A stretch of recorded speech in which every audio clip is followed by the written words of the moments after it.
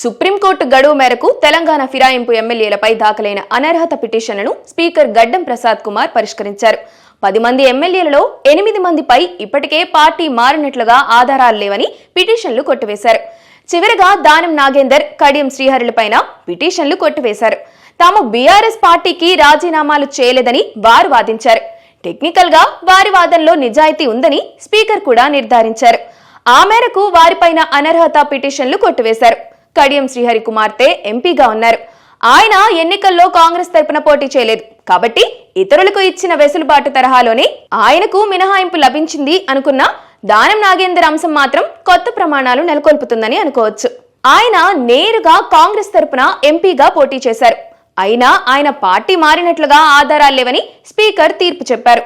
అంటే భవిష్యత్తులో ఇదో కొత్త సంప్రదాయం అయ్యే అవకాశం కనిపిస్తుంది.